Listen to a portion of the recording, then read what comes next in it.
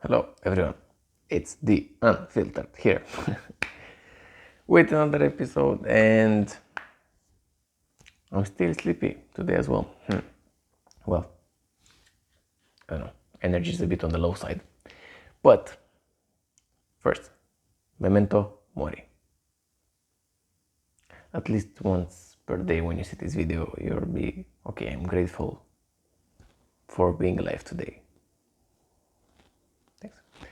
Okay, on the energy topic, as I was thinking about it yesterday and continuing today,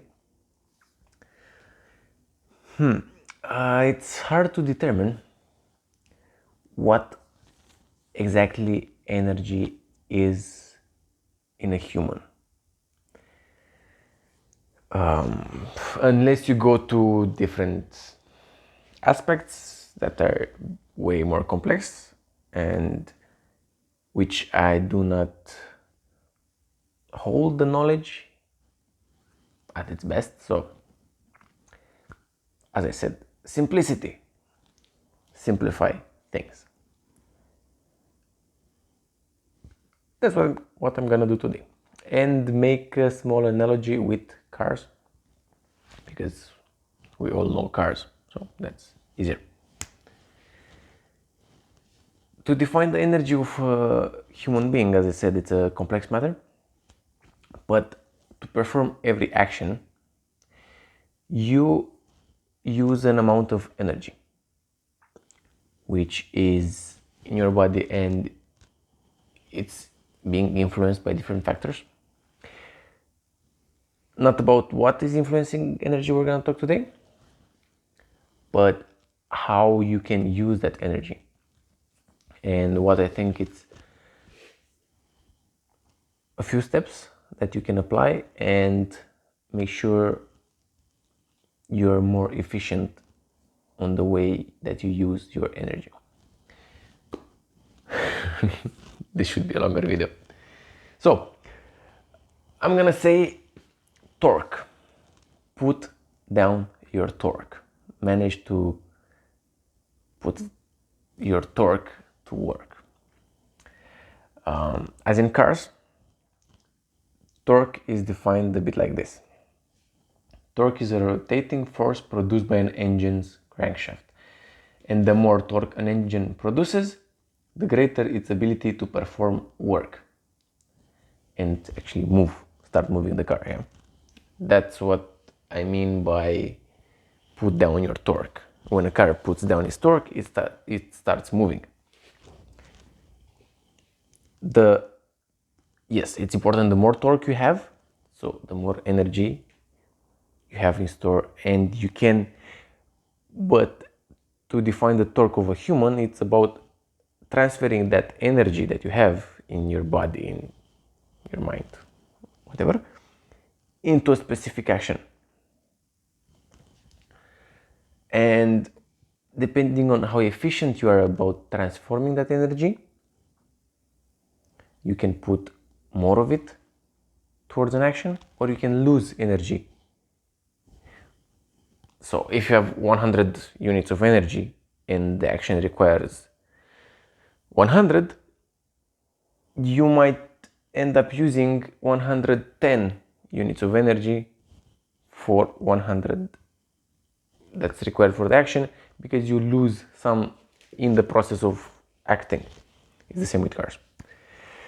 So, first, make sure you do your best to plug any energy leaks. Thoughts, if you cannot control your mind and your thoughts are going all over the place, you're losing energy like that.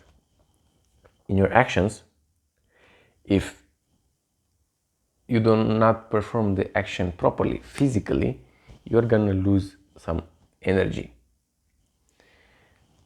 And that's one thing.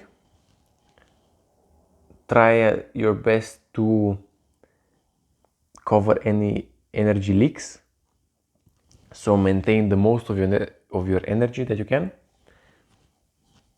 Second would be to focus, be very focused on the action, and in that way you can direct all of your energy to that action. It helps reduce the amount of energy that you lose when you try performing an action. And the last one would be to know your direction of action, kind of knowing your goal. Yeah, maybe this is a bit harder and it's not direct, but if you have focus, sometimes it's easier to have the end goal, to focus in that direction. Yeah, it helps you go easier and faster in that direction. So do your best to somehow reduce the amount of energy that you lose. Focus on performing the action, on the best way to perform the action, and not getting distracted the moment you're performing your action. And third would be to have a direction, and it doesn't have to be your ultimate goal, just a specific goal towards which you are aiming, so you can use your focus better. Once you master focus and energy leaks and you know how to perform certain actions, goals might not be that important in the end, and you can drop this kind of goal oriented and just perform the action in itself. That's a totally different topic. Once you master something, then you can go into this. Till then, try to minimize the amount of energy lost, focus, and give yourself a direction. That's the best way to put your torque down.